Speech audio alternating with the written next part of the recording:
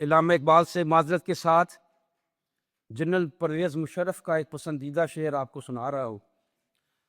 تجھ کو بتاؤں تقدیر امم کیا ہے، تجھ کو بتاؤں تقدیر امم کیا ہے، طاؤس و رباب اول طاؤس و رباب آخر۔ اب میں دعوت خطاب دیتا ہوں محترم ڈاکٹر سہیل صاحب سے کہ وہ اپنا سباقی خطبہ ارشاد فرمائیں۔ نحمده ونصلي على رسوله الكريم اما بعد فاعوذ بالله من الشيطان الرجيم بسم الله الرحمن الرحيم يا ايها الانسان ما غرك بربك الكريم الذي خلقك فسواك فعدلك في اي صورة ما شاء ركبك كلا بل تكذبون بالدين صدق الله العظيم رب اشرح لي صدري ويسر لي امري واحلل عقدة من لساني يفقهوا قولي۔ حضرات، جو اس قسم کے اجلاس ہوتے ہیں جیسا کہ ہمارا آج کا ہے، ماشاءاللہ بہت کامیاب اجلاس ہے، تقاریر کے اعتبار سے بھی اور سامعین کے اعتبار سے بھی، لیکن اس میں صدارت نمائشی ہوتی ہے صرف اس لیے کہ ظاہر بات ہے کہ آخر میں صدر کے پاس کچھ کہنے کے لیے وقت ہی نہیں رہتا۔ اب ظاہر بات ہے کہ 12:30 سے اوپر ہو چکے، 12:35، اور میرا خیال ہے کہ غالباً 7 بجے اذان کی آواز بھی آ جائے گی۔ مجھے بہت اختصار کے ساتھ کچھ عرض کرتا ہوں۔ دوسرے یہ کہ جو فضا اس وقت ہمارے یہاں پیدا ہوئی ہے، خاص طور پر عزیز الزید حامد صاحب کی تقریر سے اور پھر لیاقت بلوچ صاحب کی بھی پر امید باتیں جو سامنے آئی ہیں، ان کے پس منظر میں شاید میری باتیں آپ حضرات کو کچھ زیادہ اچھی نہیں لگیں گی، اس لیے کہ میں تصویر کا ایک دوسرا رخ آپ کو دکھانا چاہتا ہوں۔ لیکن بات یہاں سے شروع کرتے ہیں کہ بھارت کے عزائم کیا ہیں۔ پہلی بات مجھے یہ کہنی ہے کہ اچھی طرح سمجھ لیجئے، ہندو چاہے وہ ہائی کاسٹ کا ہو چاہے لو کاسٹ کا ہو، دلیت ہو شودر ہو، کسے باش، اس نے دل سے پاکستان کو کبھی تسلیم نہیں کیا، اور پاکستان کا وجود اس کے سینے کا ناسور ہے۔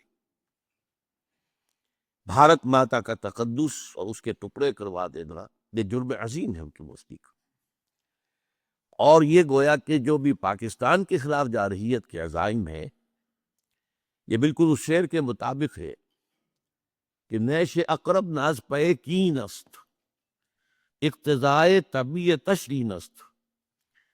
بچھو اگر ڈنک مارتا ہے تو وہ کسی کینے کی وجہ سے، دشمنی کی وجہ سے نہیں مارتا، اس کے جو فطرت کا تقاضا ہے اسے وہ ڈنک مارنا ہی مارنا ہے۔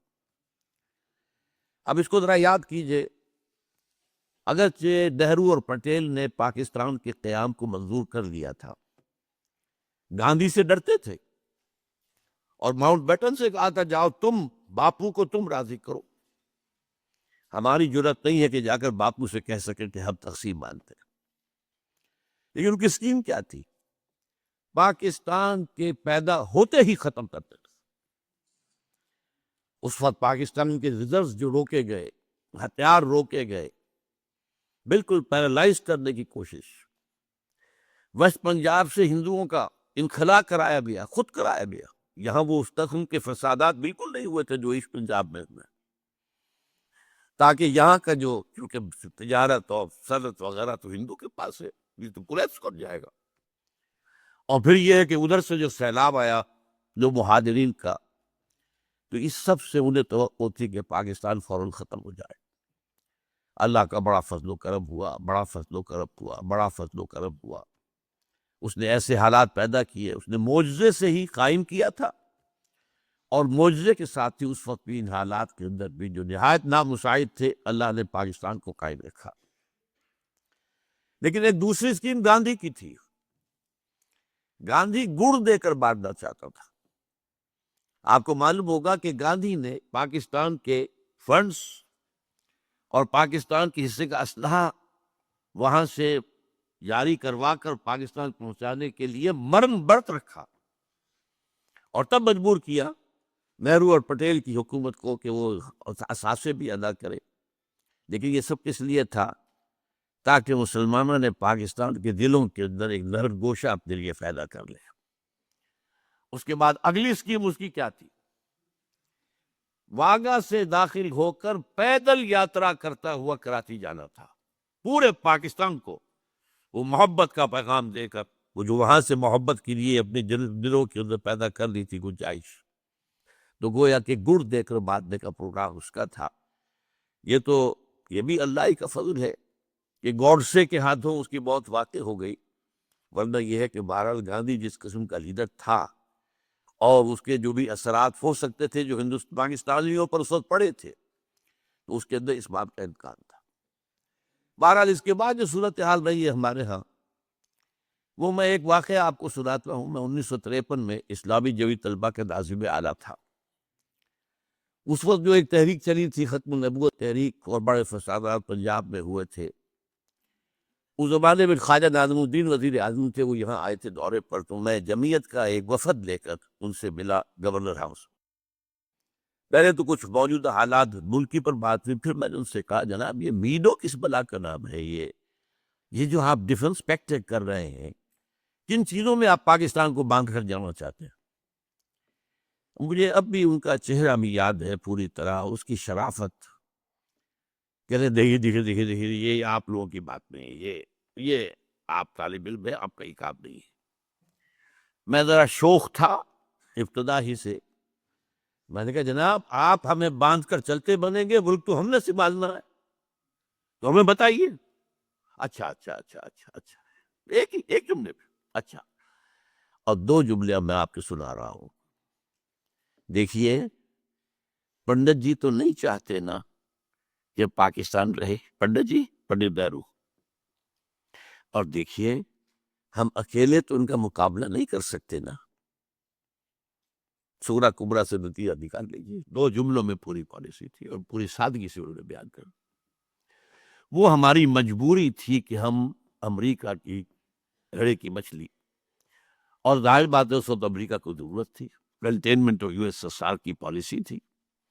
وہ سینٹو اور نیٹو اور میڈو تو نہیں بن سکی تھی، سینٹو بنی تھی، پھر وہ بھی رہ گئی تھی، لیکن سیٹو اور نیٹو تو تھی۔ اب ہمارے ساتھ امریکہ کا جو رویہ رہا، امداد بھی دی، مالی امداد بھی دی، اس میں یہ ہے کہ جو ہتھیارات بھی دیے، لیکن ایک بات تو یہ نوٹ کیجئے کہ ایک تو یہ ہندو کے یہاں کے جانے سے جو متروکہ جائیداد یہاں پہ رہی ہے، ہمارے دامن اخلاق کو سب سے پہلے داغدار کرنے والی وہ دولت تھی۔ جھوٹے دعوے، جھوٹے ایفیڈیوٹس، جھوٹے حلفیہ بیان، تو ہمارے کردار کی جو کمر ٹوٹی ہے اس سے، وہ ہمارے حق میں واقعہ یہ ہے کہ ایک بہت بڑا زہر ثابت ہوا۔ اور اس کے بعد امریکی امداد ہمارے لیے زہر بن گئی، ایک آرٹیفیشل خوشحالی۔ ہم نے اپنی معیشت کو مضبوط نہیں کیا تھا، لیکن یہ جو کچھ آ رہا تھا اس کے بنا پر ہم بوسٹ کرتے تھے کہ ہمارا تو بہت جو ہے لیونگ سٹینڈرڈ بھارت کے مقابلے میں بہت بہتر ہے۔ لیکن اس ایڈ نے بھی ہمارے لیے وہ کام کیا ہے جو ایڈز کا وائرس جو ہے ایک انسان کی زندگی میں کرتا ہے۔ وہ ایڈ جو گئی ہے بیوروکریسی کے جیبوں میں گئی ہے، وہاں سے ہو کر واپس جہاں سے آئی تھی وہاں پہنچی ہے، وہاں کے بینکوں میں پہنچی ہے۔ ہمارے اخلاق کا، ہمارے کردار کا دیوالہ جو ہے، اس کے نکالنے میں اس ایڈ کا بھی بہت حصہ ہے۔ پھر ہم پر پابندی کیا تھی؟ یہ ہتھیار تم بھارت کے خلاف استعمال نہیں کر سکتے، اگر ہم نے سن پینسٹھ میں استعمال کر لیا تو ہمیں سزا دے دی گئی۔ بہرحال یہ عرصہ وہ تھا کہ جو ہم امریکہ کے گھڑے کی مچھلی بن کر ہم نے زندگی گزاری ہے۔ لیکن ایک پوائنٹ نوٹ کیجئے کہ اس پورے عرصے کے دوران بھی امریکہ بھارت کی پیمپرنگ کرتا رہا ہے۔ امریکہ کی عنایتیں بھارت کے شامل حال ہیں، حالانکہ وہ رشیا کے ساتھ جا کے اس نے الائنس کیا، لیکن امریکہ جو ہے ظاہر بات ہے بہت دور ان کی نگاہیں ہوتی ہیں، مستقبل وہ دیکھ رہے تھے کہ بھارت ایک بڑی طاقت بن کر ابھرے گا، لہذا اس کے ساتھ۔ حالانکہ 1962 میں جب چائنا کی اور بھارت کی جنگ ہوئی ہے تو ہمارے لیے بہترین موقع تھا۔ کشمیر اس وقت چند دن کی بات تھی، بھارت کے پاس وہاں پہ ڈیفنس تھا ہی نہیں، امریکہ نے ہمیں روکا اور ہم امریکہ کے تابع رہے۔ بہرحال یہ صورتحال ہے کہ جو ہماری رہی ہے، لیکن اب ایک بہت بڑی تبدیلی آ چکی ہے، عالمی حالات میں بھی، ریجنل حالات میں بھی، اندرونی حالات۔ عالمی طور پر یو ایس ایس آر ختم، کولڈ وار ختم، ہماری حیثیت ختم، ہماری ضرورت ختم ہے۔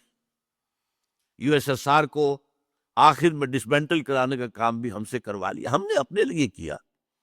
کوئی میں ضیاء الحق صاحب کو ہرگز بلیم نہیں کرتا، بلکہ اس کے لیے تو پروسیس تو بھٹو صاحب نے شروع کیا تھا، جب گلبدین حکمت یار اور یہ احمد شاہ مسعود وغیرہ کو بلا کر اس نے ایک مشن سپرد کیا تھا۔ بھٹو کی شروع وقت تھا۔ خام خواہ ہمارے آج کل کے لوگ دامہ نگار جو ہیں وہ ضیاء الحق صاحب کو گالیاں دینے بیٹھ جاتے، اور ظاہر بات ہے کہ ضیاء الحق صاحب یہ نہ کرتے تو مطلب کیا تھا؟ رشیا تو آ گیا تھا، پھر پاکستان کہاں رکتا؟ اور اس کا تو صدیوں پرانا خواب تھا جو warm waters of the Arabian Sea تک پہنچنے کا۔ افغانستان میں جم جاتا تو پھر بلوچستان اس کی چند گھنٹے کی بات تھی۔ بہرحال وہ جو کچھ کیا، چاہے ضیاء الحق نے کیا، چاہے اسامہ ابن لادن نے کیا، یہ بھی لوگ جا کے اسی جہاد کے لیے امریکہ جو کہ جہاد اصل امریکہ جسے استعمال کر رہا تھا، انہوں نے کیا اپنے لیے۔ افغانوں نے جہاد میں جانے دی ہیں تو اپنے لیے دی ہیں، اپنی حریت کے لیے دی، اپنی آزادی کے لیے دی۔ اسی طرح اگر عرب وہاں پر آئے ہیں، اور چاہے لانے والے اسامہ ابن لادن ہو، اور چاہے وہ عمر عبد الرحمن ہو، اور چاہے وہ عبداللہ ابن عزام ہو، وہ سب بھی تو اسلام کے نام پر لا رہے تھے، اسلام کے لیے لا رہے تھے۔ جو آئے تھے، سعودی عرب کا نوجوان کاہے کے لیے یہاں آیا تھا؟ اس کے پاس کس چیز کی کمی تھی وہاں، جو یہاں پر آ کر اس طرح پتھریلی فضا کے اندر اور اس طرح جو ہے حالات کے اندر نابساعد حالات میں آ کر انہوں نے قربانیاں دی، جانے دی۔ بہرحال یہ مسئلہ جو تھا، لیکن صورتحال اب جو تبدیل ہو چکی ہے وہ یہ ہے کہ یو ایس ایس آر ختم، اس کی کوئی حیثیت ہی نہیں۔ ابھی میں پچھلے دنوں پڑھ رہا تھا نیوز ویک میں کہ رشیا کی اکانومی میکسیکو کی اکانومی سے بھی چھوٹی ہے اس وقت۔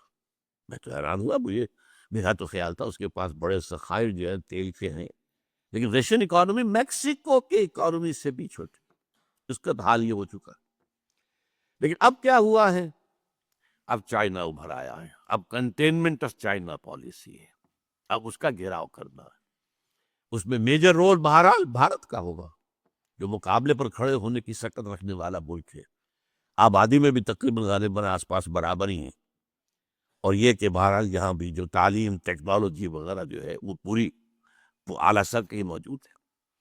اس لیے اب صورتحال یہ ہے کہ امریکہ کا اسٹریٹجک پارٹنر وہ ہے، اس کے ساتھ جو ہے وہ سول نیوکلیئر جو ہے ٹریٹی بھی ہو چکی ہے، اور ہمیں امریکہ یہ چاہتا ہوگا کیا، وہ تو اللہ کے علم میں ہے، وہ چاہتا ہے کہ ہم بالکل اس کے سامنے گھٹنے ٹیک کر اور بالکل چھوٹے بن کر رہیں۔ یو تو جزیت یدیم وہم صاغرون، اپنے ہاتھ سے جزیہ دیں اور صاغر رہیں۔ اور جزیہ کیا ہوگا کہ کھول دو اپنی منڈیوں کو بھارت کے مال کے لیے، اللہ اللہ خیر سے لو، یہ جزیہ ہوگا اس طور کا۔ تو ان کی پالیسی یہ بن چکی ہے۔ تو یہ ہے اصل میں جو حالات بیرونی عالمی سطح پر۔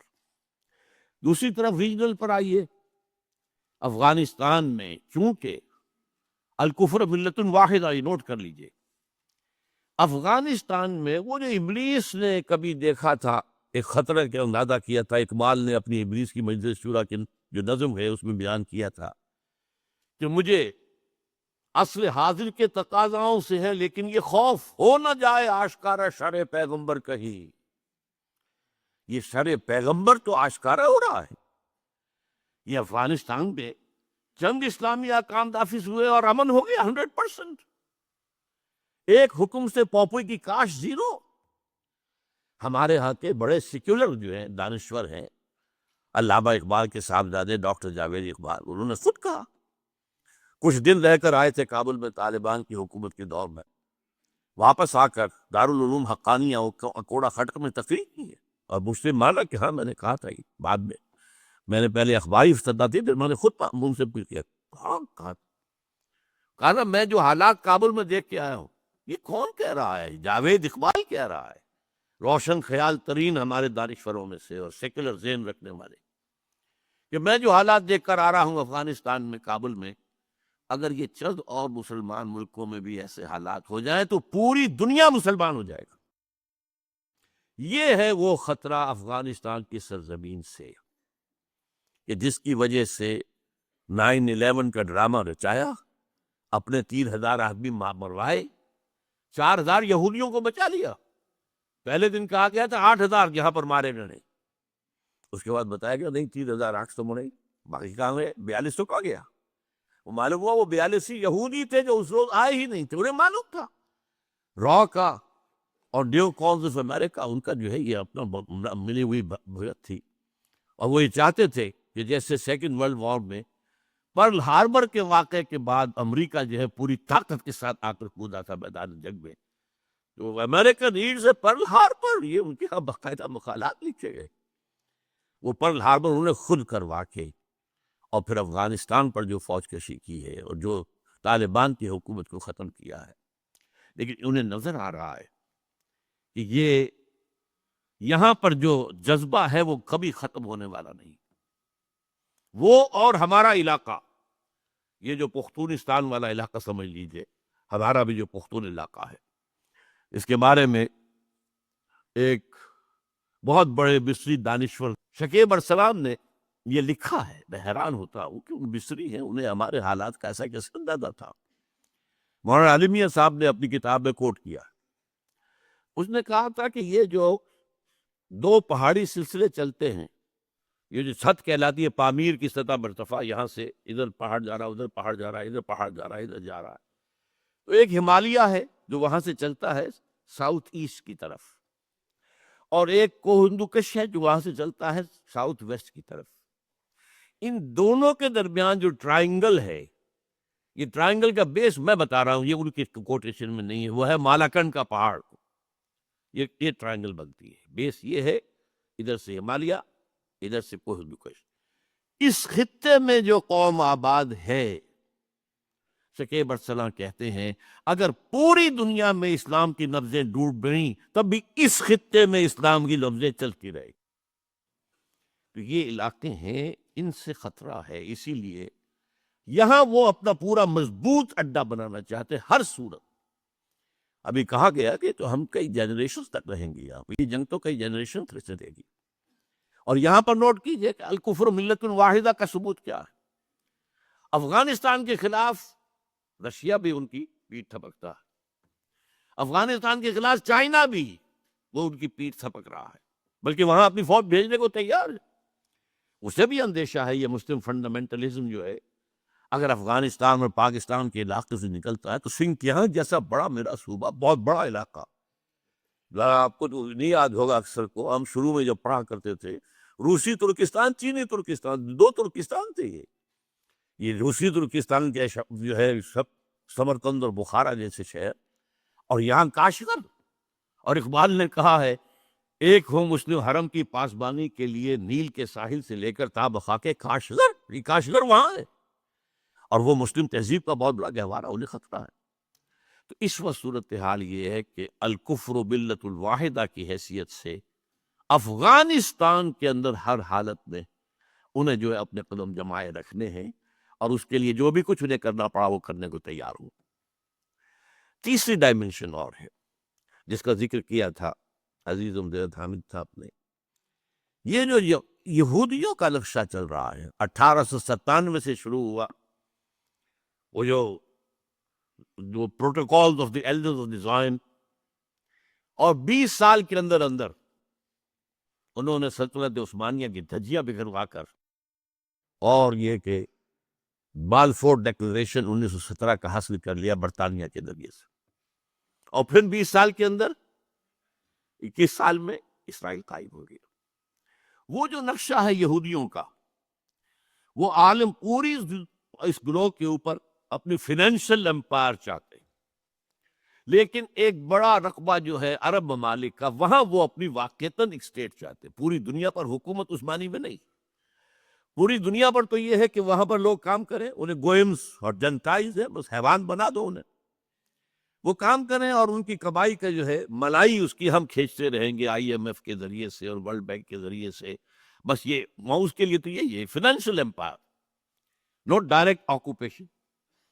لیکن یہ جو گریٹر اسرائیل ہے اور پھر جو انہیں اپنا بنانا ہے تھرڈ ٹیمپل، ذرا غور کیجئے، ان کے لیے وہ بھی بالکل ایسے ہی ہے حضرت سلیمان کا بنایا ہوا. ہم تو ہمیں اسے مسجد اقصیٰ کہیں گے، اسے ہم ٹیمپل تو نہیں کہیں گے، بہرحال ہیکل کا لفظ استعمال ہوتا ہے، جو بنایا تھا تقریباً 1000 BC میں بیفور کرائسٹ. لیکن اس کے بعد 587 میں اسے گرایا نیبوکڈنیزر نے. اس کے بعد پھر دوبارہ بنایا، وہ سیکنڈ ٹیمپل تھا جو 70 عیسوی میں گرایا ٹائٹس رومی نے، اور وہ گرا پڑا. اور ان کے نزدیک اس کی حیثیت وہی ہے جو ہمارے نزدیک کعبے کی ہے. اب جب کہ آپ سوچئے کہ 40 برس ہو گئے ہیں کہ اب وہ یروشلم پر پورا قبضہ ان کا ہے 1967 کے بعد سے، اور انہیں ہر حال میں اپنا ٹیمپل بنانا ہے. تو آرمیگڈان کا نام آپ نے سنا ہوگا، بہت بڑی عظیم جنگ جو مڈل ایسٹ میں ہونے والی ہے، جس کی پیشن گوئی بائبل میں بھی ہے. اس کا جو لاسٹ چیپٹر ہے ریویلیشنز آف سینٹ جان، پھر احادیث میں الملحمۃ العظمیٰ الملحمۃ الکبریٰ. بے تحاشا نقصان جو ہے مسلمانوں کا ہونا ہے، اور یہ سارے ممالک مسلمانوں کے ہاتھ سے نکل جائیں گے احادیث کے اندر ساتھ ساتھ. یہ عراق ہے، اور یہ شام ہے، اور یہ فلسطین ہے، اور ترکی کا بھی ایک حصہ ہے، اور سعودی عرب کا بھی ایک حصہ ہے، جس کو اندر ان کا نقشہ تو مدینے سمیت ہے، انکلوڈ کرتے ہیں مدینے کو، مکے کو نہیں. مکے سے انہیں سروکار نہیں. اس کے لیے ایک عظیم جنگ ضروری ہے، اور تھرڈ ٹیمپل بنانے کے لیے مسجد اقصیٰ گرانی ضروری ہے. لیکن اس کام میں جیسے کہ زید نے کہا تھا، صحیح کہا تھا، مسجد اقصیٰ جس دن گری طوفان ہوگا پورے عالم اسلام، پھر ان حکومتوں کی کوئی حیثیت نہیں ہوگی. یہ جیسے وہ پاکٹ یونینز ہوتی ہے، لیبر یونینز، پاکٹ یونینز، یہ ساری حکومتیں کیا ہیں؟ یہ امریکہ کی جیب کی جو ہے حکومتیں ہیں، ان کے بٹھو، ان کے اعلی کار. ہماری موجودہ حکومت تو وہیں سے NOC بھی لے کر آئی ہے، وہیں سے NRO بھی لے کر آئی ہے، سارا کا سارا معاملہ انہیں کا ہے. اور اکثر جگہ اور سب کے سب پٹھو ہے اپنے اپنے مفادات کے لیے. عرب کانپتے ہیں ایران سے، لہذا ہمیں چاہیے کہ وہ جو ہے یقیناً امریکہ کی ہم جو ہے وہ پناہ لیے رکھے، اس لیے کہ ایران بہت بڑی طاقت ہے. اور وہ ظاہر بات ہے عرب اور راجوں کی پرانی جو مخاصمت ہے وہ تو ہڈیوں کے اندر ہے. بہرحال یہ ساری صورتحال ایسی ہے کہ وہ تلے ہوئے ہیں اب اس بات پر کہ اپنے اس ایجنڈا، وہ 5 point agenda, Armageddon, creation of Greater Israel, demolition of مسجد اقصیٰ، اور وہاں پر تھرڈ ٹیمپل کی تعمیر، اور اس کے بعد تھرون آف ڈیوڈ لا کر وہاں رکھنا. یہ جو ہیں 5 آئٹمز ہیں. ان کا میں وقت نہیں ہے میرے پاس کہ میں آپ کو بتاؤں تھرون آف ڈیوڈ کہاں سے آ گیا. وہ ایک پتھر تھا، میں مختصر عرض کر دوں، جس پر حضرت داؤد کو بٹھا کر تاج پوشی کی گئی تھی. اسی پر حضرت سلیمان کی تاج پوشی ہوئی. پھر وہ رکھ دیا گیا ہیکل سلیمانی میں، اور جو بھی اب ہوتا تھا یہودی بادشاہ، اس کی تاج پوشی اسی پر ہوتی تھی. سن 70 میں ٹائٹس نے جب گرایا ہے سیکنڈ ٹیمپل، تو وہ پتھر لے گیا، روم چلا گیا، روم سے آئرلینڈ گیا، آئرلینڈ سے اسکاٹ لینڈ آیا، اسکاٹ لینڈ سے انگلینڈ آ گیا 14ویں صدی عیسوی میں. اور وہاں پہ انہوں نے اس کو ایک کرسی کے اندر سیٹ کی حیثیت سے لگا کر تھرون بنا لیا. اور یہ ویسٹ منسٹر ایبے کے اندر رکھا ہوا ہے، جو برطانوی پارلیمنٹ کے ساتھ جو چرچ ہے اس کے اندر رکھا ہوا ہے. اور انگلستان کے بادشاہوں اور ملکاؤں کی جو ہے وہ تاج پوشی اسی پر ہوتی ہے. تو اس کو لا کر اب رکھنا ہے تھرڈ ٹیمپل میں. اس کے بعد یہودی سمجھتے ہیں ہمارا مسیح آئے گا، وہ وہاں بیٹھ کر پوری دنیا پر حکومت کرے گا. عیسائیوں کا خیال ہے کہ حضرت مسیح کا سیکنڈ کمنگ ہوگی، جو ہم بھی اس کی قائل ہیں، اور وہ وہاں سے حکومت کریں گے. بہرحال اس ایجنڈے کا آغاز کرنے سے پہلے یہ تلے ہوئے ہیں. صحیح کہا تھا زید صاحب نے کہ انہیں کسی اور سے خطرہ نہیں تھا، کسی عرب ملک سے کوئی خطرہ نہیں تھا. بن گورین نے نہ صرف شروع میں کہا ہے، بلکہ بن گورین نے بعد میں 1967 کی جنگ کے اندر جو انہیں عظیم کامیابی حاصل ہوئی تو جشن منایا تھا پیرس میں. بن گورین نے وہاں تقریر کرتے ہوئے کہا تھا ہمیں کسی مسلمان، کسی عرب ملک سے کوئی خطرہ نہیں ہے، خطرہ صرف پاکستان سے ہے. جبکہ اس وقت تک پاکستان ایٹمک پاور نہیں تھا. لیکن اس وقت جو بہرحال جو کہ قائد اعظم نے جس طریقے سے کہا تھا اسرائیل کو is the illegitimate child of the West، اس قدر کھل کر کہنے والا تو شاید پوری دنیا میں اور کوئی بھی نہ ہو. اور جس طرح لیاقت علی خان نے ٹھوکر ماری تھی، جو اپنا دورہ تھا ان کا امریکہ کا، اور وہاں جب ان کو جو امریکن جوئش کانگریس نے ریسیپشن دیا اور وہاں کہا کہ آپ اسرائیل کو تسلیم کر لیں، ہم یہ دیں گے، یہ دیں گے، یہ دیں گے، یہ دیں گے، یہ دیں گے، تو اس نے بھی جواب دیا تھا قائد اعظم ہی کی اسی سمجھیے ٹریڈیشن کے مطابق کہ جینٹلمین اور souls are not for sale, اس کی سزا اسے بھگتنی پڑی۔ قرارداد مقاصد پاس کرنا اس کا بہت بڑا جرم تھا، اور اس کے بعد اس طرح یہودیوں کی آفر کو ٹھکرا دینا اس کا بہت بڑا جرم تھا۔ تو قتل انہیں کیوں کرایا گیا؟ قتل انہوں نے کیا ہے، یہ ان کی سازش تھی جس سے بھی قتل کی ہے۔ بہرحال اب وہ تلے ہوئے ہیں کہ پاکستان کے کم سے کم ایٹمی داغ توڑ دیے جائیں، تب وہ 5 نکاتی جو ہے ایجنڈا اس پر شروع کیا جائے، تاکہ ایسا نہ ہو کہ اگر اس سے پہلے ہو جائے اور طوفان عوامی یہاں آئے اور یہاں یہ حکومت جو ہے ہماری جو کٹ پتلی حکومت ہے یہ بہ جائے تنکوں کی طرح، اور فنڈامنٹلسٹ کے ہاتھ میں جو ہے وہ طاقت آ جائے، تو یہ نیوز جو ہے پھر وہ ہمارے لیے ظاہر بات ہے کہ بہت بڑا خطرہ ہوں۔ یہ صورتحال ہے ہماری خارجی۔ لیکن اب اس کو دیکھیے، میں یہ تصویر کا رخ رکھ رہا ہوں میں معذرت کے ساتھ، کچھ سچائی آپ کو سننی چاہیے۔ بہت کچھ وہ بھی ہے کہ ہم خود اپنی جو بھی ہمارے ساتھ ہو رہا ہے اس کے ذمہ دار ہیں۔ اے باد صبا ای ہما آوردہ تست، 1971 میں ہم نے وہ صورتحال وہاں پیدا کی تھی جس سے فائدہ اٹھایا پھر بھارت نے۔ بھارت کا تو نیش اکرم نس بے کی نست، انہیں تو موقع ملا تھا، سبرامنیم نے اس وقت دکھا تھا this is the chance of the century, انہوں نے یوز کیا، کیونکہ حالات تو ہم نے پیدا کیے تھے نا۔ وہاں جو کچھ ہوا تھا، وہاں ایک عوامی ہے تحریک اٹھ کر کھڑی ہو گئی تھی، ہمارا جو بھی مارشل لا تھا وہ انہیں قابل قبول نہیں تھا۔ ہم نے پنجابی فوج کی غلامی کے لیے جو ہے وہ پاکستان میں شامل ہونا پسند نہیں کیا تھا، وہ تو پنجابی فوجی کہتے تھے نا۔ اور جو کہا تھا پروفیسر فرید احمد، یعنی ان کا جو ڈھاکہ ایئرپورٹ پر استقبال ہوا تھا کہ اے پنجابیوں کے دلال دفع ہو جاؤ، چلے جاؤ، انہیں اترنے نہیں دیا گیا تھا ڈھاکے کے اندر۔ اب یہ فضا آخر پیدا کی کس نے تھی؟ یہ ہم نے کی تھی نا۔ اسی وجہ سے چائنا کے پاس ہم گئے تھے تو چائنا نے کہا تھا it's your own creation, you have to deal with it.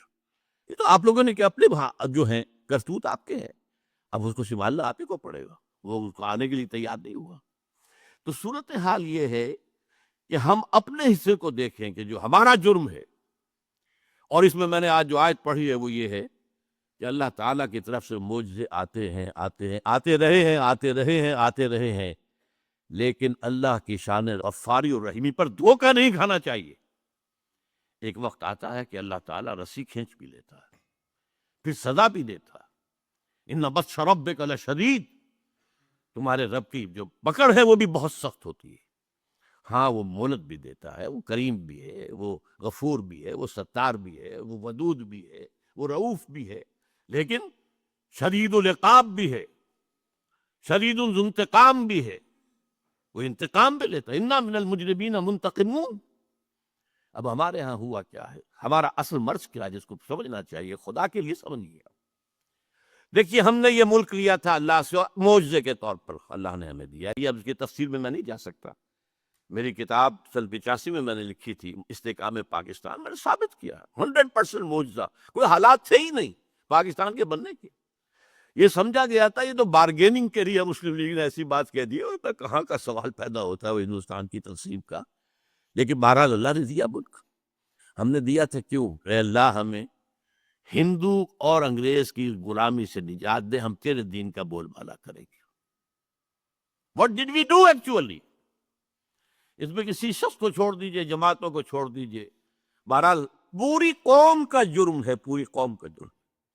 یقیناً اس میں چھوٹے ذمہ داری والے لوگ بھی ہیں، بڑے ذمہ داری والے لوگ بھی ہیں، والذی تولی کبرہ کی مثال بھی موجود ہے، لیکن میں اس تفصیل میں نہیں جانا چاہتا۔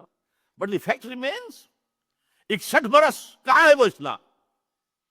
یہ مذہب والا اسلام تو پوری دنیا میں ہے، انڈیا میں بھی ہے، مسجدیں ہیں، حج فلائٹس انڈیا سے بھی جاتی ہیں، اور بتایا مجھے یہ گیا ہے کہ سعودی عرب کے اندر مدینے اور مکے میں اور جدے میں جو ہندوؤں کے جو بھارت کے وہاں پر میڈیکل مشن ہیں وہ کہیں زیادہ بہتر ہیں پاکستان کے میڈیکل مشنز کے بجائے، جس قدر وہ خدمت کرتے ہیں لوگوں، وہاں سے حاجی جاتے ہیں، وہاں نمازیں ہیں، وہاں مسجدیں وہاں بھی ہیں۔ اس کام کے لیے تو ہم نے پاکستان نہیں لیا تھا، آپ مسجدیں تو آپ نے امریکہ میں جا کے بنا لی ہے، لیکن یہ کہ یہ مذہب جو ہے یہ اور شے ہے، دین اور شے، مذہب پھیل رہا ہے. Fastest growing religion in the world is Islam. It's all the world accept it. لیکن اس دین کہاں ہے؟ ان الدین عند اللہ الاسلام ومن یبتغی غیر الاسلام دینا فلن یقبل منہ. یہ دین ہے. اذا جاء نصر اللہ والفتح ورأیت الناس یدخلون فی دین اللہ افواجا. وہ اللہ کا دین، اللہ کا نظام، وہ سیاسی معاشی، وہ جس کو قائد اعظم اور علامہ اقبال کہتے رہے اسلام کے اصول حریت و اخوت و مساوات، وہ دین جو کہ امن و امان بھی دے، جو انصاف بھی دے رہا ہو، جہاں یہ ڈسکریمنیشن نہ ہو، جہاں کوئی بھوکا نہ ہو، کوئی شخص نہ ہو. حضرت عمر نے تو ایک یہودی کو بھیک مانگتے ہوئے دیکھا تو گورنر کو ڈانٹ پلا دی تھی.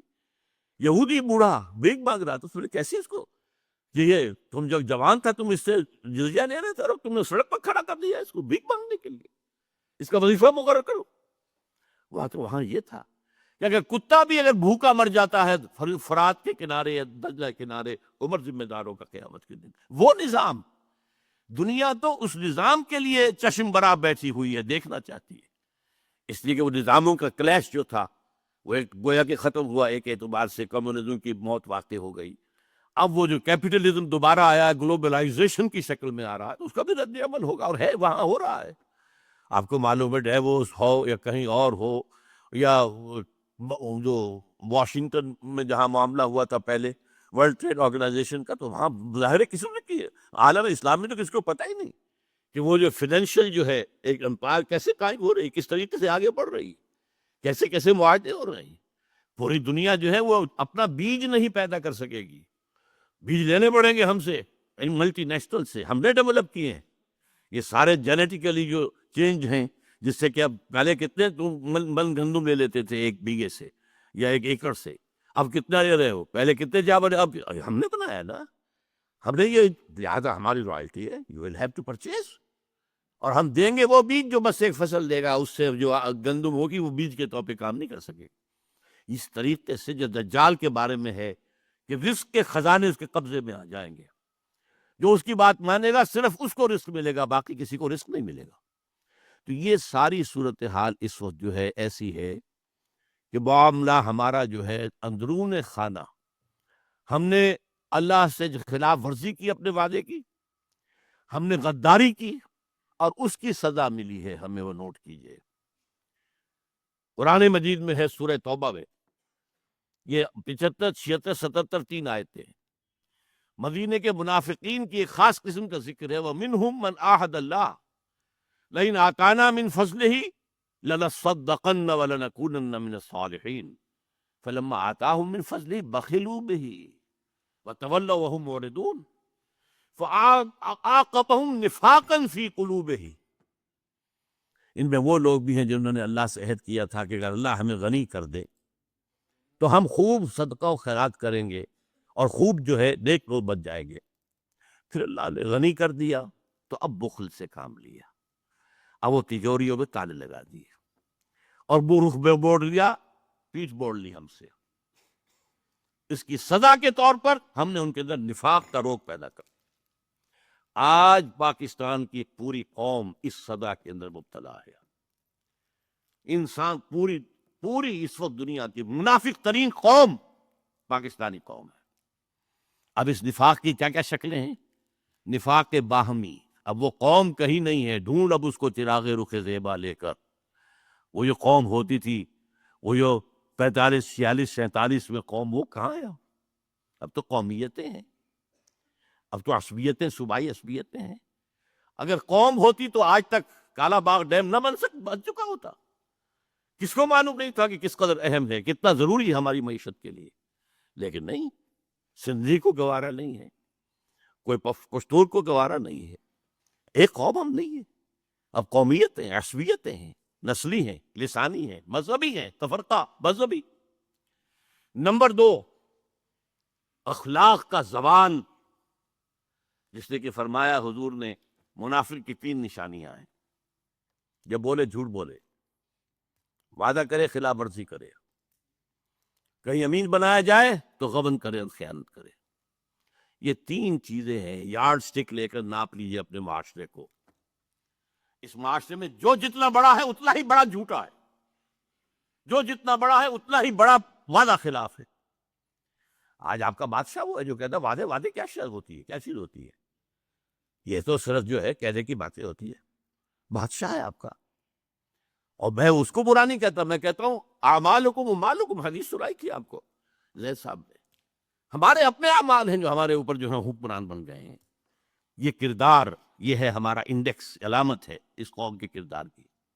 جھوٹ اور وعدہ خلافی اور غبن، اربوں کے غبن، اس میں تو ہم انتہا کر گئے۔ ہماری معیشت کی کمر توڑ دینے والا تو اصل معاملہ جو ہے وہ ہے اربوں کے غبن۔ کبھی انگریز کے زمانے میں اگر چند سو چند ہزار کی کچھ ادھر ادھر بات ہو جاتی تھی، طوفان برپا ہو جاتا تھا، کیا ہوا، بہت بڑا اسکینڈل ہو گیا، بہت بڑا۔ اور اب تو کیا ہے، پھر یہ کہ اربوں ڈالر جو ہیں وہ بیگ معاف کر رہے ہیں۔ اگر کوئی شخص چند ہزار کا مقروض ہو، عام آدمی، اس کا گھر قرقی کرا دیا جائے گا یا اس کے سامان قرقی کرا دیا جائے گا، اور اربوں ڈالر معاف ہو رہے۔ یہ جینے کے لچھن تو نہیں۔ کیا زمانے میں پنپنے کی یہی باتیں ہیں؟ Do you have a right to be a free nation? میرے نزدیک تو نہیں ہے۔ ہمارا جواز تو ختم ہو چکا ہے۔ ہم آئیڈیولوجیکل اسٹیٹ تھے، and from that point of view we are failed state۔ Ideology وہ کہاں ہے؟ کہیں بھی نہیں ہے۔ ہم تو کسی وطنیت کی بنیاد پر تو قائم نہیں ہوئے تھے، بلکہ وطنیت کی تو نفی کر کے پاکستان بنا تھا۔ ان تازہ خداؤں میں بڑا سب سے وطن ہے، جو پیرہن اس کا ہے وہ مذہب کا کفن ہے۔ بہرحال میں یہ ساری باتیں، جو ہمارا اندرونی حال ہے وہ کیا ہے، ذرا غور کیجئے۔ یہ فزکس کی دو اصطلاحات ہیں، سینٹریپیٹل، سینٹریفیوگل فورسز۔ ایک وہ ہوتی ہیں کہ جو کسی چیز کو توڑنے اور پھاڑنے کی طاقتیں ہوتی ہیں، اور ایک وہ ہوتی ہیں جوڑنے کی طاقتیں ہوتی ہیں۔ اب آپ اندازہ کیجئے، آپ کے نارتھ پول پر بیٹھا ہوا ہے کون؟ اسفندیار ولی، ابن عبد الولی، ابن خان غفار خان، جس نے کہ پاکستان میں دفن ہونا قبول نہیں کیا، جلال آباد میں دفن ہوا ہے، جس کا نام سرحدی گاندھی تھا، حالانکہ وہ نوجوانی میں علماء دیوبند کا ایک عام کارکن تھا، حضرت شیخ الہند کا وہ پہرے دار کی حیثیت سے کھڑا تھا، جب 1915 کے اندر مشاورت ہو رہی تھی کہ کیا کرنا چاہیے، جب وہ رومال تحریک، ریشمی رومال تحریک کا ایک نقشہ بن رہا تھا، ایک لمبا تڑنگا پٹھان ایک لاٹھی لے کر کھڑا تھا، جو دروازے کے اوپر پہرا دے رہا تھا، وہ تھا خان عبد الغفار خان۔ بہرحال بعد میں کانگریس کے ساتھ جا کر وہ کانگریسی، وہ تو سرحدی گاندھی بنے، اور اسفندیار ولی میں یاترا کر کے آ گئے ہیں۔ یہ این او سی لینے وہ بھی گئے تھے، یوں ہی نہیں گئے تھے، وہ بھی امریکہ گئے ہیں۔ اور جو کہا تھا فضل الرحمان صاحب نے، میں سمجھتا ہوں کہ باہر وہاں کے آدمی ہے کہ نکل رہا ہے، NWFP ہاتھ سے نکل رہا ہے، اور یہ تو گریٹر پاکستان کا نقشہ بنا رہا ہے۔ یہ تو نارتھ پول ہے۔ ساؤتھ پول پر جائیے تو امریکہ اور برطانیہ کا بڑا محبوب انسان الطاف حسین، جو کراچی اور آس پاس کے علاقے کا بے تاج بادشاہ ہے، یہ کون ہے؟ جو کراچی میں جا کر، جو دلی میں جا کر یہ کہہ کر آیا کہ ہندوستان کی تقسیم ایک بہت بڑی غلطی تھی۔ باقی جو کچھ بلوچ نیشنلزم ہے وہ سب آپ کے سامنے ہے۔ خود سندھیوں کے اندر نیشنلزم بہت گہرا ہے، بہت گہرا ہے۔ جو 3-4 دن گزرے ہیں، جو بھٹو کی، بینظیر بھٹو کے قتل کے بعد اس کو جو بھی ہلا دیا پورے سندھ کو، لوٹ کیے اس کو، تو یہ حالات ہیں۔ اور اب اس کے اندر ایک ڈائمنشن اور ایڈ ہو رہی ہے۔ یہ جو ہنی مون تھا PPP مسلم لیگ نون کا، یہ ختم ہو رہا ہے، پھر وہی فدا ہو جائے گی، پھر جو ہے نئے جو ہے بساط بچھے گی، اور پھر وہی جو ہے، اور چاہتا یہ ہے بھارت بھی، امریکہ بھی، کہ یہاں بدامنی ہو اور ہمیں موقع ملے، جواز بن جا۔ ایسٹ پاکستان میں بدامنی ہوئی، جواز مل گیا۔ وہاں سے بہت سے لوگ جو ہے وہ، چاہے ان کے کہنے ہی کی وجہ سے، ہندو جو ہے وہ چھوڑ کر ایسٹ پاکستان چلے گئے، اور وہاں پر بنا دیے گئے ان کے کیمپس۔ دیکھو یہ اب جان کے خوف سے ڈر کے یہاں آئے ہوئے۔ بہرحال یہ ہیں ہمارے اپنے کرتوت۔ اب اس پس منظر میں ٹھیک ہے، وقت فرصت ہے، کہاں کام ابھی باقی ہے، اور یہ جو ہے اے خاص ہے خاصاد رسول وقت دعا ہے، امت پہ تیری آ کے جب وقت پڑا ہے۔ اللہ نے پاکستان کو بہت بچایا، بہت بچایا، بہت بچایا۔ پاکستان کو بنتے ہی بچایا، جبکہ اس کے خلاف جیسے کہ میں آپ بیان کر چکا ہوں، 1965 میں بچایا۔ اس لاہور کا تو B B C television نے تو دکھا دیا تھا، فال آف لاہور، لاہور فنا ہو چکا ہے بھارتی فوج کے ہاتھوں۔ جیم خانہ کلب میں شام کو آ کر شراب پینے کی ان کا پروگرام بن چکا تھا، اور ہماری سرحد خالی پڑی تھی، نو ڈیفنسز واٹس ایور۔ لیکن کیا ہے وہ اللہ نے بچایا۔ سألقی فی قلوب الذین کفروا الرعب، میں کافروں کے دلوں میں رعب ڈال دوں، انہیں ڈر گئے کہ یہ ہمیں گھیراؤ کیسا کیا جا رہا ہے، نو ریزسٹنس، وہ فوج سامنے ہے ہی نہیں، لہٰذا ڈر کے ٹھٹک کر کھڑے رہ گئے اور موقع مل گیا تو اللہ نے بچایا۔ سن 71 میں واقع جتنا بڑا حادثہ تھا، میں تو صاف برملا کہہ رہا ہوں کہ پاکستان بھارت کے لیے ویسٹ پاکستان 6 دن سے زیادہ کی مار نہیں تھا۔ راجستھان کا ہمارا سیکٹر ٹوٹ چکا تھا، سیالکوٹ کا سیکٹر ٹوٹ چکا تھا، صرف ایک وہ جو ہمارا سلیمان کی ہیڈ ورکس، وہاں پر تکا خان صاحب وہ ایک ٹاسک فورس لے کر بیٹھے ہوئے تھے۔ ہماری ایئر فورس جس نے پیشر میں بہت بڑا کام کیا تھا، بالکل نیوٹرلائز کر دی گئی تھی، اس لیے کہ رشیا نے وہ دے دیے تھے ہیلی کاپٹرز بھارت کو، جن کے اوپر جو ہے وہ رڈار لگے ہوئے تھے اور وہ فضا میں ہر وقت موجود تھے۔ ہماری کوئی چڑیا بھی ہلتی تھی تو ان کے علم میں تھا۔ ہمارے جہاز کو کماڑی میں آ کر مار گئے وہ تو یہ کہ نکسن کا معاملہ اللہ کے دل میں، اللہ کی انگلیوں کے مابین ہوتے ہیں تمام انسانوں کے دل۔ نکسن کے دل کو پھیرا ہے، جس کو آخری وقت تک کہتی رہی پھر اندرا گاندھی، پرو پاکستان ٹلٹ ان امریکاز پالیسی، اور نکسن نے فون کیا کوسیجن کو ہاٹ لائن پر، اور کوسیجن نے فون کیا اس کو اندرا گاندھی کو، اور یونیلیٹرل سیز فائر ہوا ہے۔ وہ اللہ نے ہمیں فریش نیز آف ایگزسٹنس دی ہے۔ اللہ تعالیٰ اب بھی کیا پتا، وَإِنْ أَدْرِي لَعَلَّهُ فِتْنَةٌ لَكُمْ وَمَتَاعٌ إِلَىٰ حِينٍ، خدا کرے کہ بات وہی ہو جو زید حامد صاحب کہہ رہے ہیں۔ کیا پتا کہ یہ بھی ایک آزمائش ہے جو آ رہی ہو، لیکن اس کے بعد اللہ تعالیٰ ہمیں ایک فریش نیز آف ایگزسٹنس دے دے، ہمیں موقع دے دے، ہمیں توبہ کی توفیق دے دے۔ لیکن یہ ہے کہ حالات کا جو دوسرا رخ ہے اس کو بھی سامنے رکھنا ضروری ہے۔ لیکن اس کے لیے اصل جو ہے میں بات کہنا چاہتا ہوں، جب تک ہم توبہ نہیں کریں گے، یہ نہیں بھول جانا چاہیے کہ یرموک میں جانے والے 60 لوگ کون تھے، جو کہ یوں سمجھیے سر سے پاؤں تک ایمان کا مجسمہ تھے۔ ہم کہاں ہیں؟ عزیز عاکف نے آیت تو وہ پڑھی تھی، لیکن زیادہ زور دے کر بیان نہیں کیا۔ انتم الاعلون ان کنتم مومنین، تم ہی بلند رہو گے اگر تم مومن ہوگے۔ ہم نہیں ہیں مومن، ہم تو پیدائشی مسلمان ہیں صرف۔ قالت الاعراب آمنا قل لم تؤمنوا ولکن قولوا اسلمنا، یہ بدو کہہ رہے ہیں ہم ایمان لے آئے، نبی سے کہہ دیجئے تم ہرگز ایمان نہیں لائے ہو، ڈونٹ ڈیسیو یور سیلف، یوں کہو کہ ہم مسلمان ہو گئے۔ ہم مسلمان ہیں، پیدائشی مسلمان ہیں، وہ تو اللہ نے زبردستی ہمیں مسلمان بنا دیا ہے کہ ہمیں مسلمان والدین کے گھر میں پیدا کر دی۔ ایمان کہاں ہے؟ اور مذہب بہت ہے، دین کہاں ہے؟ یہ سزا ہم پر ضربت علیہم الذلۃ والمسکنۃ وباؤوا بغضب من اللہ، پوری امت مسلمہ پر ہے، اور پاکستان پر اضافی سزا ہے یہ، جو ہم نے وعدہ خلافی کے نتیجے میں نفاق عاقبہم نفاقا فی قلوبہم، اس میں ایک پہلو رہ گیا تھا۔ ہمارے ہاں کا سب سے بڑا نفاق کا مظہر ہمارا دستور ہے پاکستان کا، منافقت کا پلندہ، پورا اسلام اس میں موجود ہے، صرف ایک قرارداد مقاصد بھی کافی ہے اگر اس کے ساتھ ایک جملہ ایڈ کر دیا جائے کہ this article will take precedence over the whole of the constitution, اور کسی شے کی ضرورت ہی نہیں۔ لیکن وہاں تو اور دفعات بھی ہیں، لیکن ایسے چور دروازے ہیں کہ کوئی دفعہ مؤثر نہیں ہے۔ منافق اسی کو کہتے ہیں قانون، مسلمان حقیقت میں کافر، حقیقت میں ہمارا دستور کافر ہے، اس لیے کہ آپ نے بنا دی، جو بھی آئیڈیالوجی کونسل بنا دی، ان کی سفارشات آ رہی ہیں اور پائل اپ ہو رہی ہیں، الماریاں بھر گئے۔ آج تک کوئی ایک سفارش بھی اسمبلی میں پیش نہیں ہوئی، اربوں روپیہ خرچ ہوا ان پر، اور کہیں نہیں دستور میں کچھ، بس سفارشیں پیش کرتی رہے گی، پیش کرتی رہے گی، پیش کرتی رہے گی، کرتے کرتے عمریں بیت گئی ہیں اور الماریاں بھر گئی ہیں، چاہے وہ منسٹری آف لا ہے اور چاہے وہ منسٹری آف فائننس ہے، کوئی اور ہے، لیکن یہ کہ کسی پر بھی نہیں ہمارا۔ یہ ہے وہ منافقت جس کی ہمیں سزا مل رہی ہے۔ تو اب توبہ کی ضرورت ہے، لیکن توبہ کے لیے 3 جو چیزیں میں کہوں گا۔ سب سے پہلے رذائل اخلاق سے اپنے آپ کو پاک کر کے فضائل اخلاق سے مزین کرنا۔ یہ جھوٹ بولنا مذہبی گناہ نہیں ہے تو اخلاقی گناہ ہے۔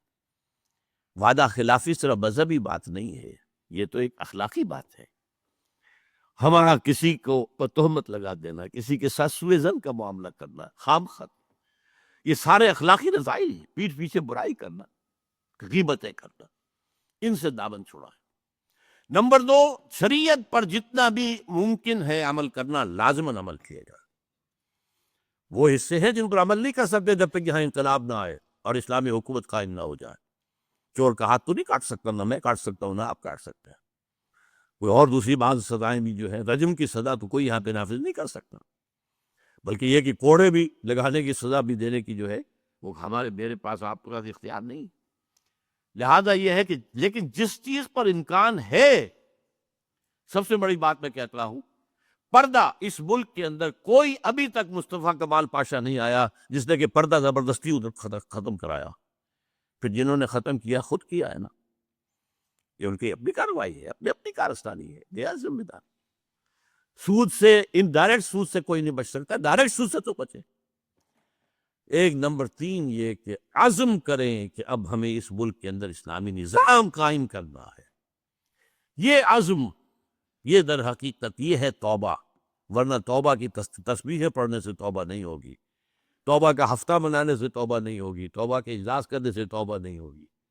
توبہ تو یہ ہوگی، رذائل اخلاق کو ختم کرو، شریعت پر عمل بھرپور کرو، اور نمبر 3 طے کر لو، ان صلاتی و نسکی و محیای و مماتی للہ رب العالمین، میری اب زندگی اور میری موت اور میری نماز و قربانی سب اللہ کے لیے۔ اس کے لیے یہ ہے کسی نہ کسی جماعت میں شامل ہونا جو یہاں پر دین کو قائم کرنے کی جد و جہد کر رہی ہو۔ ایک ہے عام کوئی دینی مذہبی جماعتیں یا مذہبی کام، کوئی تعلیمی بھی کام بھی ہو سکتے ہیں، تو تبلیغی بھی، ایک ہے دین کو قائم کرنے کی جد و جہد، اور جس کا منہج جو آئے گا وہ سیرت النبی سے آئے گا۔ اس لیے کہ انبیاء کرام میں سے انہی کے ہاتھوں ایک عظیم انقلاب برپا ہوا، اور 23 برس کے اندر اللہ کا دین قائم ہو گیا، ٹوٹل 23 برس۔ تو وہ منہج وہاں سے لے کر اس کا فیصلہ مسلمان کریں اور اسی کی بنیادی کریں۔ اس کی صورت پھر اللہ سے دعا مانگے۔ مجھے 2 دعائیں بہت پسند آئی پچھلے دنوں سے۔ ایک حضرت ابراہیم علیہ السلام کی دعا، میں حیران ہوا، پہلے کبھی توجہ نہیں گئی تھی، کہ سفارش کرنے کا، اور جس کو کہتے ہیں کہ قیامت کے اندر جو شفاعت بھی ہوگی، اس شفاعت کا اس قدر لطیف انداز ہے۔ فرماتے ہیں پروردگار فمن تبعنی فإنہ منی، جو تو میری اولاد میں سے میری مطابقت کرے گا، میرے پیچھے چلے، وہ تو میرا ہے ہی ہے۔ ومن عصانی فإنک غفور رحیم، اور اے پروردگار جو میری معصیت کرے، نافرمانی کرے، تو غفور اور رحیم ہے نا۔ یہ نہیں کہا کہ فغفر لہو، نہیں، تو فإنک علی کل شیء قدیر۔ اسی طریقے لیے آیا ہے حضرت عیسیٰ علیہ السلام سے جب پوچھا جائے گا کہ یا عیسیٰ ابن مریم، کیا تم نے کہا تھا اپنے لوگوں سے کہ مجھے اور میری ماں کو بھی خدا بنا لینا؟ اے اللہ، میں نے نہیں کہا، میں نے تو وہی کہا تھا جس کا تو نے مجھے حکم دیا تھا۔ لیکن اس کے بعد کیا فرماتے ہیں؟ ان تعذبہم فإنہم عبادک، اے اللہ اگر تو انہیں عذاب دے تو یہ تیرے بندے ہیں تجھے، اور ان تغفر لہم، اور اگر تو بخش دے فإنک علی کل شیء قدیر، تو ہر چیز پر قادر ہے، تیرا کوئی ہاتھ تو نہیں پکڑ سکتا کہ ان گناہ گاروں کو کیوں تجھے بخش دیا، تیرا اختیار ہے۔ تو اب ہم جس جگہ کھڑے ہیں، اے اللہ ان تعذبنا فإنا عبادک، اگر عذاب بھی آ گیا ہو، سن 71 کا چھوٹا عذاب، ہو سکتا ہے بڑا عذاب آیا بڑا ہو، وَلَنُذِيقَنَّهُم مِّنَ الْعَذَابِ الْأَدْنَىٰ دُونَ الْعَذَابِ الْأَكْبَرِ لَعَلَّهُمْ يَرْجِعُونَ۔ اللہ کی رحمت کی امید بھی رکھیے، لیکن اللہ کے شدید العقاب اور شدید الانتقام، اِنَّا مِنَ الْمُجْرِمِينَ مُنْتَقِمُونَ، یہ پہلو بھی نظر انداز نہ کیجیے۔ تو ایک جو ہے ہماری کیفیت ہونی چاہیے بین الخوف والرجاء، اور اس کے لیے یہ ہے کہ توبہ، اور توبہ اس سینس میں جو میں نے آپ کے سامنے رکھی ہے، اور ایمان سے اپنے دلوں کو مزین کر کے، اور پھر اپنی زندگیوں کو لگا دینا اللہ کے دین کو قائم کرنے کی جد و جہد کے لیے۔ کیا عجب کہ اللہ تعالیٰ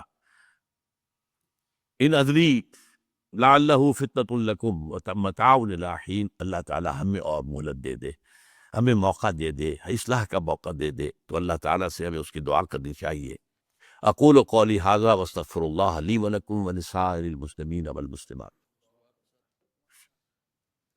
الحمد للہ الذی ھدانا لھذا وما کنا لنہتدی لولا ان ھدانا اللہ۔ کل حمد، کل ثنا، کل تعریف اللہ کے لیے جس نے ہمیں ہدایت بخشی، اور ہم ہرگز ہدایت یافتہ نہ ہو سکتے اگر اللہ ہمیں ہدایت نہ دیتا۔ ربنا لا تزغ قلوبنا بعد اذ ہدیتنا وہب لنا من لدنک رحمہ انک انت الوہاب۔ پروردگار، جو ہدایت تو نے ہمیں عطا کی اب اس پر استقامت عطا فرما، اب ہمارے دلوں کو کج نہ ہونے دے۔ اے اللہ، تیرے نبی نے ہمیں بتایا ہے کہ تمام انسانوں کے دل تیری دو انگلیوں کے مابین ہے، تو جدھر چاہتا پھیر دیتا۔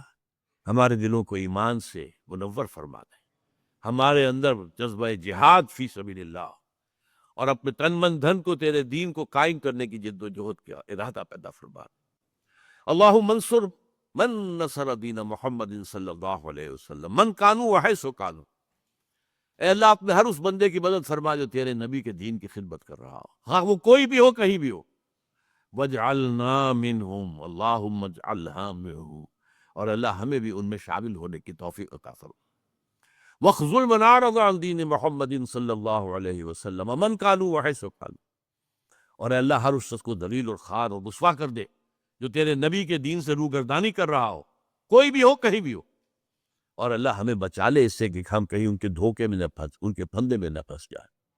اللہم اغفر لنا ولآبائنا ولأمہاتنا ولجمیع المؤمنین والمؤمنات والمسلمین والمسلمات الاحیاء منہم والاموات انک سمیع مجیب الدعوات۔ وصلی اللہ تعالی علی خیر خلقہ محمد وبارک وسلم تسلیما کثیرا کثیرا۔